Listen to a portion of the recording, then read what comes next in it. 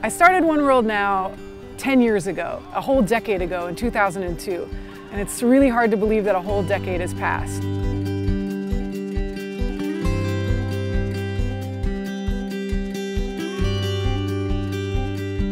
I had a vision that our public schools could be different and the possibilities for our young people could be different.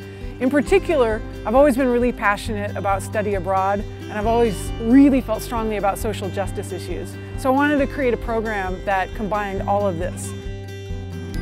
When I was 15 years old, I studied abroad on a scholarship to South Africa, and it was during apartheid, a very intense time to be there in that history of the country. And that experience just absolutely changed my life and put me on a total path of being passionate about international education. I felt like every high school student should have this life-changing opportunity.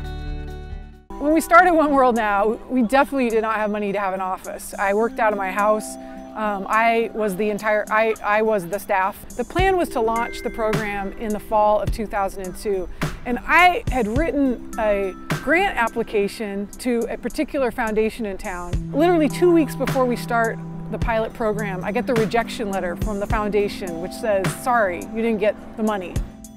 That was a horrible moment. I remember I was like totally in tears riding my bike. I ended up in the Volunteer Park Cemetery and I was like bawling my eyes out. And I basically had one of those moments where I was like, you know, maybe this was not meant to be. Having the people that were closest to me saying, really, it's totally understandable if you want to give up right now. You have no money. Maybe you should just, you know, postpone this for a while or just give it up. Those words were actually very motivating. I found myself getting a fire under my belly at that point going, there is no way I'm going to give this up. Dang right. We basically scaled back the original vision, had a pilot program. I got people to basically wait for several months later so that they could be paid a much lesser amount.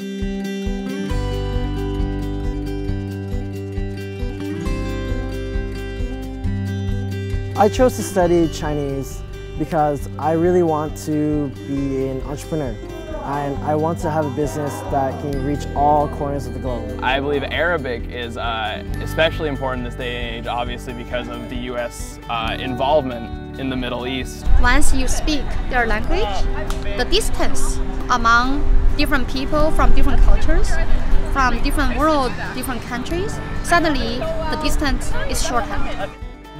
In my year-long program, I was given many leadership opportunities to practice public speaking, to practice team management, to practice everything I need to grow as a leader and as a dedicated person in our society. Leadership programs that are offered here have helped me communicate effectively to people. I know I could help lead a group to success with my new perspective from OneWorld Now.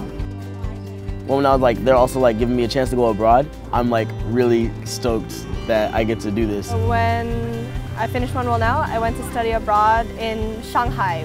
I remember I got off the airplane, I told my friend, I can't believe I'm in China. Am I really in China? Wake me up. It's really life-changing to meet people who have not just very different opinions than you do, but an entire different perspective on life. No matter how far, right, we live afar, or how different we speak different languages, they can find the common ground through their experience. And then they want to do something for this world. I've seen the alumni who've come back from going abroad and they're still going abroad to this day, and I kind of want to do that. But they're still connected with OneWorld Now throughout 4 or 5 years, and I feel that's a cool thing to be a part of. The news and the positive attention that we got in that first year of that pilot program did exactly what I hoped it would do. It drew in other grants, other funding that absolutely kicked off the whole program, and we went from 1 school to 4 schools to 6 schools all within the first 3 years. The big game changer for us was getting the Jack Kent Cooke Foundation award of $150,000, because as soon as we got that, then we got the match from the Friedman Foundation. Then the Gates Foundation came on board, and suddenly we were able to finally get an office space. I didn't have to work out of my home anymore. I could actually start to hire staff, and we could actually start to really have a full-blown program. Our vision was always to be a national program. We've done programming with our partner school in LA, and we also had another partner school in New York. 2 years ago, we were able to expand our entire innovative model in Hawaii. And in Hawaii, we're the first Arabic language program in all the Hawaiian Islands. It's grown and grown and grown, and seems to me it's just expanding so much every year. We're affecting more and more youth. The amount and level of care that the staff has for their students, it's not just in the classroom but also in life, and they care about us being able to be not just people but being able to have an impact in the world and be real leaders. It was amazing, wonderful feeling, this bonding between the teachers and the students. This has been awesome. Like, I've cried, I've laughed, I've been sad, happy. It's just, this is a great experience for me.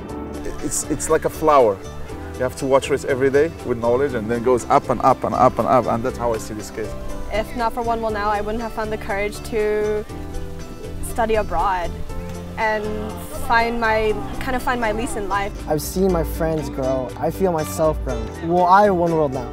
I love OneWorld Now, and I love everything that it is.